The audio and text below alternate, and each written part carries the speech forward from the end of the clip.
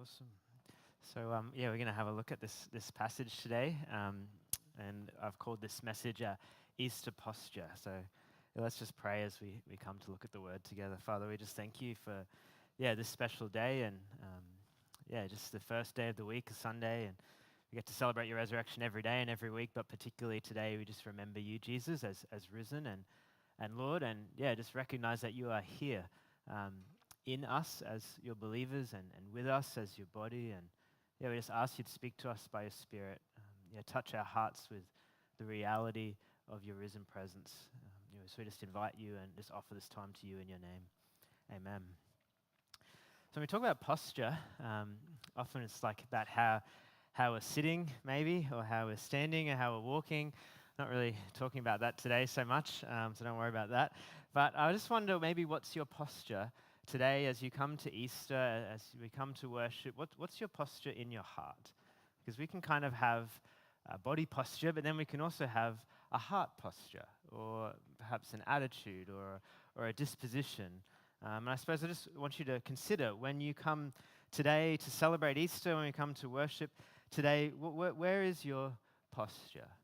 And to be open and to be honest about that. Because I think sometimes when we have celebrations, Easter, Christmas, and so forth, sometimes there can be a pressure to just to be excited and to be happy and to be joyful. And maybe you're not.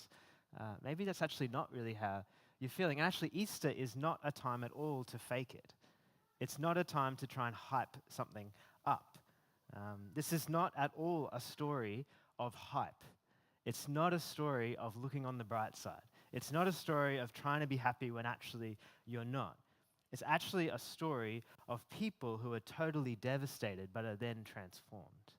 So I just invite you to be open about where your posture is at today, but actually be open to it being transformed.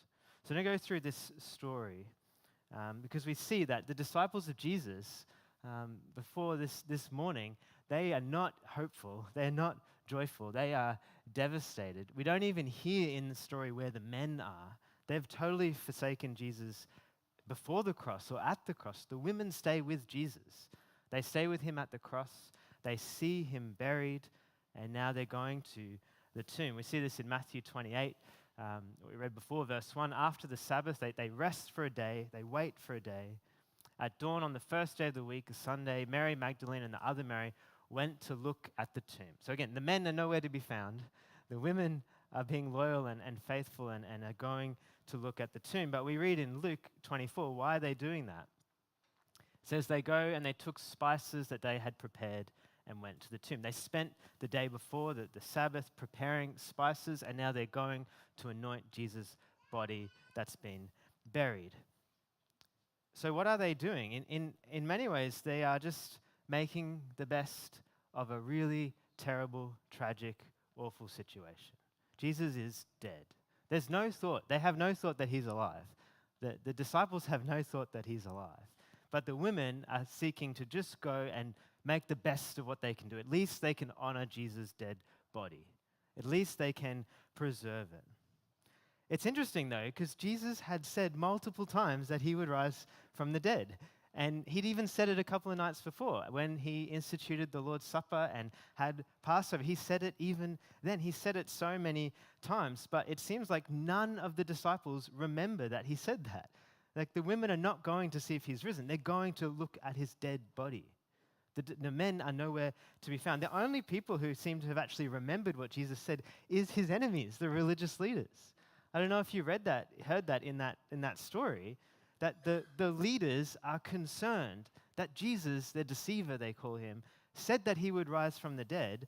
So if that's the case, maybe the disciples will come and steal him, and they'll make a claim that he rose from the dead. That's what the religious leaders are thinking. The disciples in no way are thinking of doing that. That's like so far from where the disciples are at. They are nowhere to be seen. They have deserted Jesus completely. The men are not even going to look at the tomb, let alone scheming a plan to fake a resurrection. That's just so far from where the disciples are at. Where the disciples are at, they are in a posture of defeat. The women, again, are doing something that's honoring. They're doing more than the men. They're seeking to honor Jesus' body, but even that, they're doing it from a posture of defeat. Jesus is dead. At least we can honor him, but this is the end. A posture of defeat is simply accepting things the way they are. Maybe it's still looking on the bright side. Well, at least we can honor Jesus' body. Maybe it's like, at least we can just keep going. At least we can remember him and the times that we had with him. A posture of defeat just accepts the status quo and says, we just need to make the best with what we've got. And sometimes we can adopt a posture of defeat. And again, maybe even looking on the bright side, but still accepting a defeated position. I was at a conference a couple of years ago, and Mark Sayers, who I love, was talking about the Australian church in many ways and kind of sort of middle ground churches. And he said in many ways, our churches are characterized by a posture of defeat. We just want to keep it going. We just want it to be a little bit better. We just want to try and just be comfortable and get by, which is actually a posture of defeat, rather than actually recognizing and expecting God to move powerfully. And we can have a posture of defeat about things that even God has said. Jesus had said that he would rise, but they've forgotten and they're defeated. About the church, we can have a posture of defeat, but as we heard Sam preach a couple of weeks ago, Jesus said, I will build my church. That's what he said. So we don't need to have, if we take our cues from our culture or the situation, maybe we might feel defeated. But if we take our cues from what Jesus said, that he is at work and he will build his church, then we don't need to have a posture of defeat.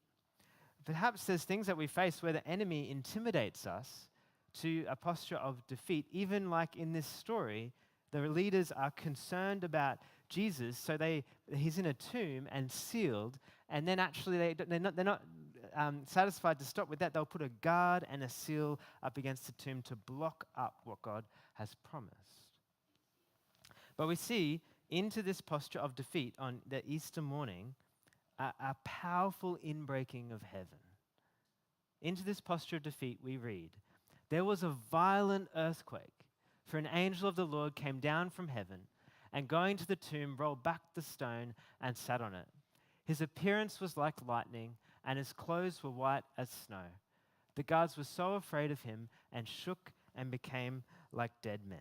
This is crazy, right? They're in a posture of defeat going toward a tomb, and all of a sudden there's an earthquake, an angel.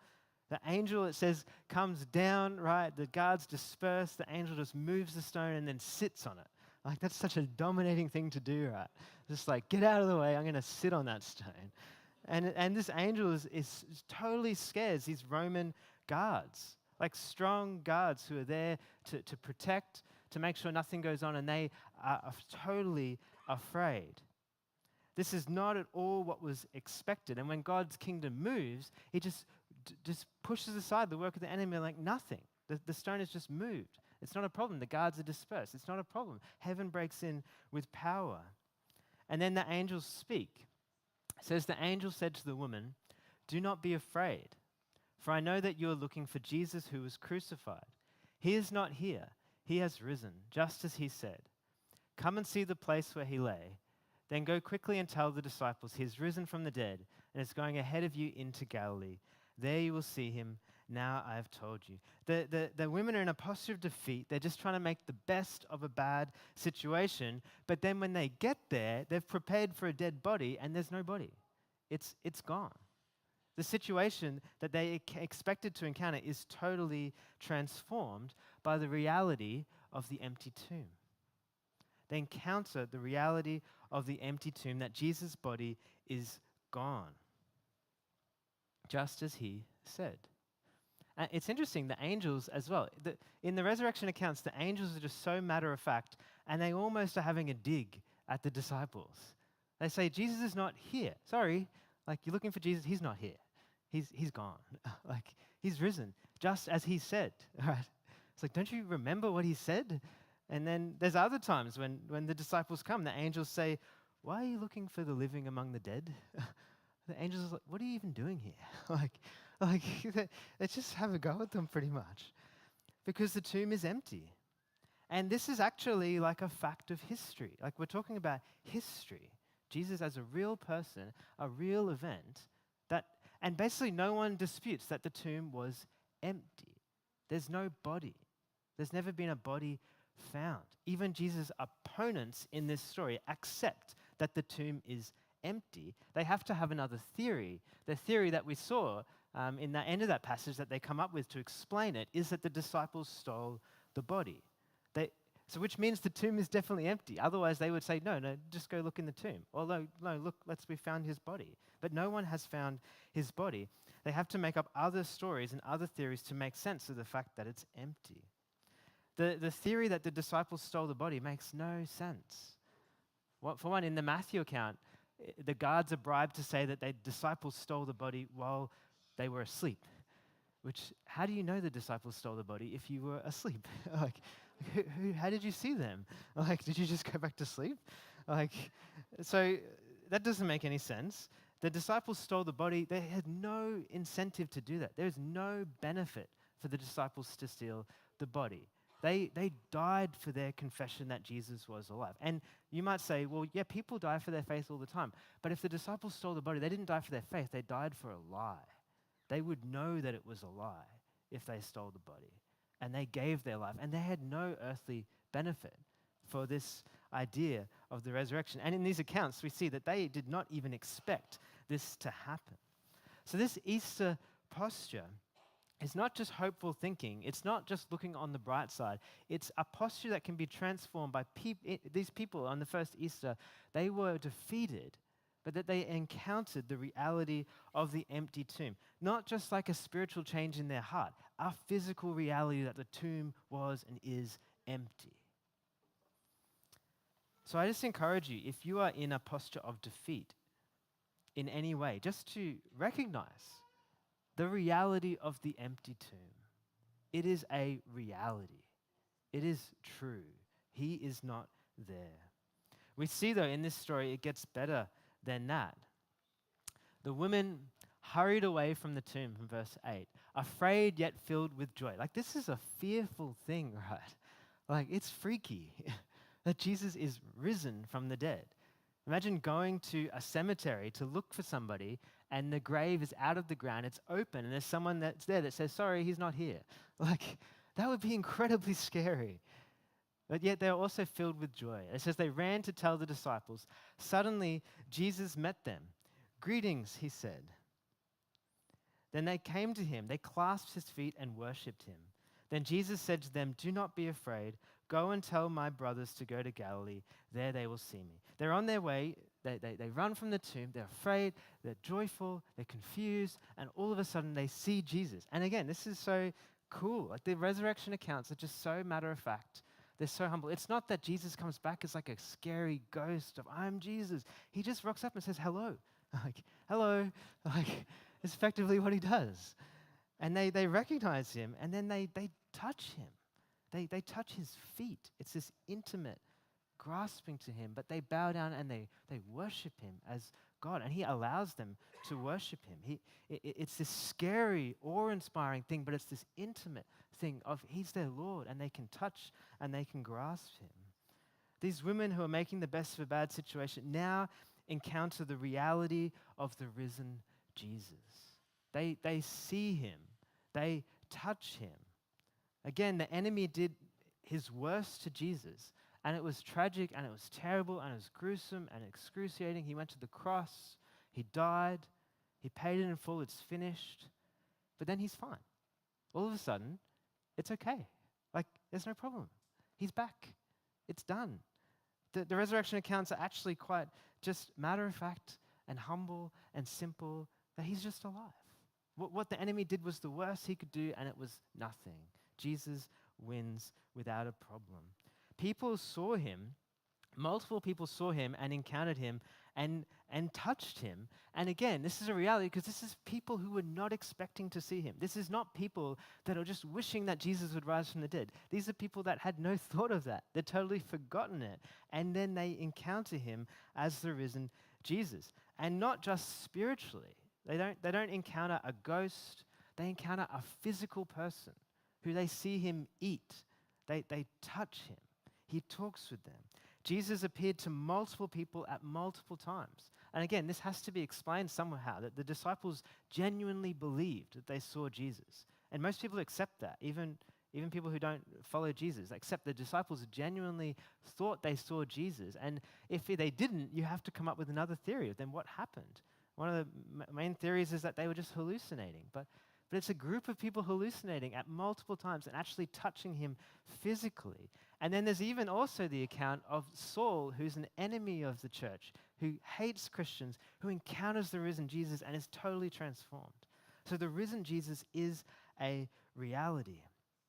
And when he appears to people, so often in the gospel accounts, again, he appears and he says, peace. He's all of a sudden, he's there. He says, peace. Peace be with you. The risen Jesus is full of peace, and he offers peace. He's one. So again, there's an invitation today to look to the risen Jesus, to the one who went to the lowest place, to the one who conquered, to the one whose word proved true. He said this would happen, and it did. He's alive, and not to die again, but he's alive as the first of the new creation, never to die again. What looked like the end was actually the beginning of the new creation. Had a cool thing happen to me that just kind of tied in with the resurrection and just spoke to me a couple of months ago. I went for a run on my day off just out in the bush, and at the start of the run I came across a little kookaburra that was on the side of the track and was basically dead. It was just sitting there. Its eyes were open. It didn't make any noise. It wasn't moving. I thought it was really sick, and I just didn't know what to do. I kind of tried to help with it, and nothing, I wasn't sure what to do. And I tried to call some numbers, tried to call RSPCA and so forth, and no one picked up. I didn't know what to do, so I thought I literally thought, this kookaburra's about to die. I can't really do anything. I'm just going to keep running. So I went on the rest of my run. I came back at the end of it, and it was still there. It hadn't moved at all. It was still in the same position. I thought, there's something really wrong here. I'll try and do something. So I picked it up, and I'm carrying it, and it's just this weak thing. Again, it doesn't make any noise, doesn't barely move. It's like this really, really weak bird that's about to die. And I take it, I put it in the boot of my car and start driving to the vet. And the whole time, I'm just thinking, this bird's dead, it's as good as gone. Maybe this will just help it to have a nice end of life. Like the vet might be able to do something to it. Maybe they're probably just going to put it down. But it's just such a nice Australian animal that was so special. I just thought it was good to do something for this bird. But I just thought, it's dead. It's at the end. It's probably going to die in the car on the way. And I get to the vet and take it in, and the assistant sort of grabs it and just starts like pulling its wings, and it kind of pops its head up a bit, and she looks at it and she says, this looks like a fledgling. And I didn't even know what that meant, but a fledgling is a baby bird that has been kicked out of its nest because they kick them out of their nests and they have to survive on the ground for a while, and they're dependent on their parents coming to feed them until they're ready to fly. And this one has probably been lost from its parents. And something might have happened to the parents or has just been lost, and it had lost strength. It couldn't move. It couldn't feed itself. But it's a baby. I thought this was a bird at the end of its life that was about to die, and it was actually at the very beginning of its life. It was a baby bird that just needed care and attention. And a kookaburra is such a cool bird because it just flies up and laughs. And I just thought, it just laughs. And it's just a picture of resurrection. I was just trying to make the best of this bad situation. How do I help this bird die well? But the situation was totally transformed. It was a young baby. It was at the start of its life. And sometimes we come with a posture of defeat in our world, in our lives, and we think, how do we just make the best? How do we just end this well? How do we just survive? But actually, the resurrection means we're invited to totally transform and say, actually, what looks like the end might actually be the beginning. What looks like is dead may actually have life. So we're actually called, because of the resurrection, not to focus on earthly things, but to focus on heavenly things, which again, I love a kookaburra that just flies up and laughs. I think there's a picture of focusing on heavenly things in the midst of earthly struggles, that we can rise up and laugh and set our minds on things above. Colossians 3 says it this way: since then, you have been raised with Christ. Set your hearts on things above where Christ is, seated at the right hand of God. Set your minds on things above, not on earthly things. For you died, and your life is now hidden with Christ in God. When Christ, who is your life, appears, Then you will appear with him in glory. Because of the resurrection, we're invited not to have a posture of defeat by focusing on earthly things, focusing on situations that are, humanly speaking, hopeless, but actually focus on things above where Christ is risen, knowing that actually the way things are in our lives, perhaps, the way things are in our world, perhaps, are not the way they will always be. Jesus will come, and his life will be revealed, and we'll be found in him. And on that day, everything will be totally transformed. So an Easter posture is an invitation to step into a posture of hope.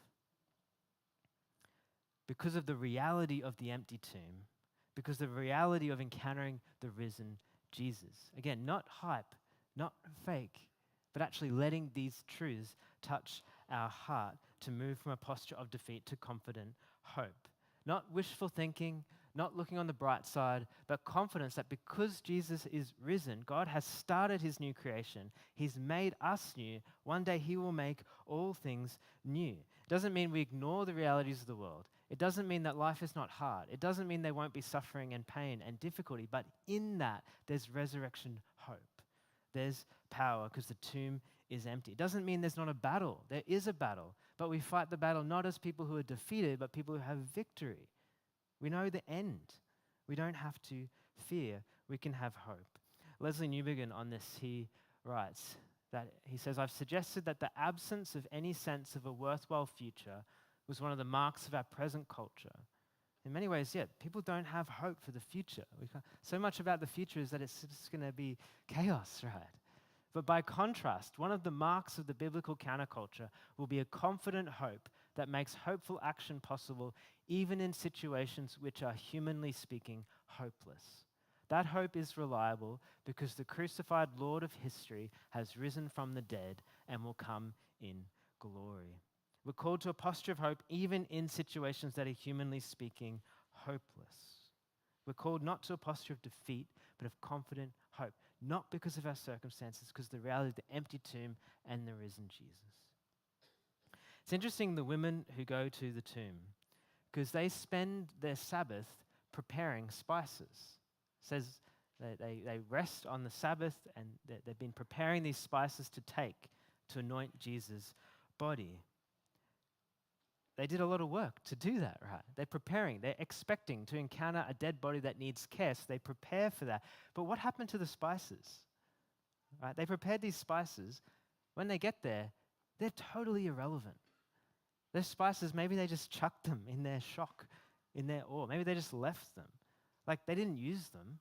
They weren't necessary. They weren't required anymore at all. I think there's a picture here of when we accept defeat, perhaps we just start to prepare and we invest time and energy in just making the best for a situation that's actually a defeated situation, which if Jesus comes, if resurrection happens, those things will be totally irrelevant. Those spices became totally irrelevant. So the question for us today, what are you investing in that will be totally irrelevant when he comes? Because one day everything is going to change. Jesus is going to transform everything.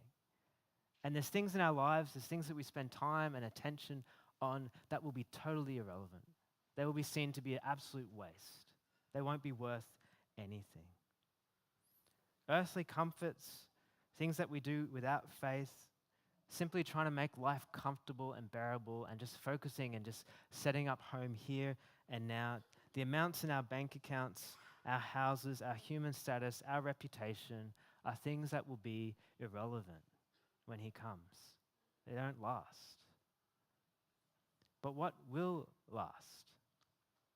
What are the things that will last?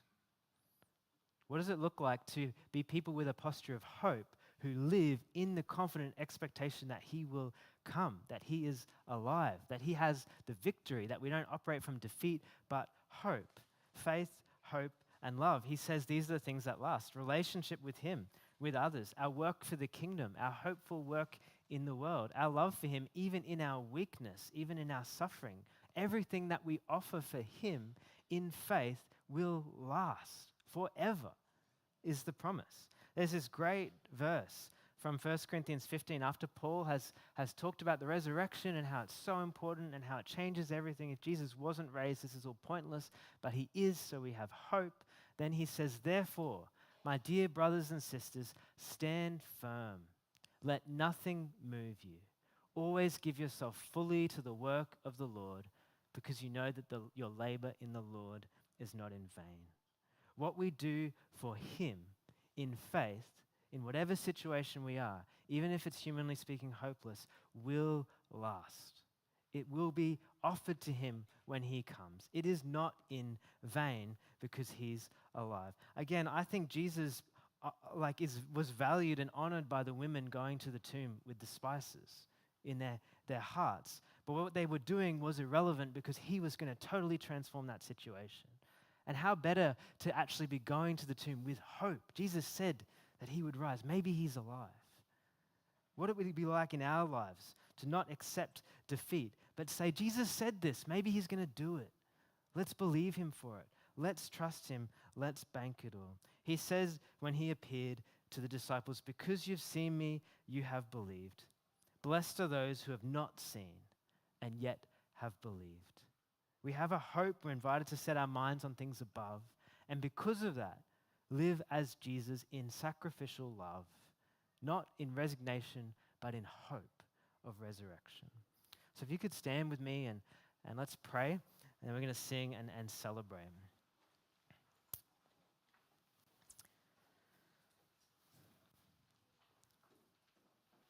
Yeah, Jesus, we believe and confess that your tomb is empty. We declare that today, that tomb is empty and that he is risen. He is not here.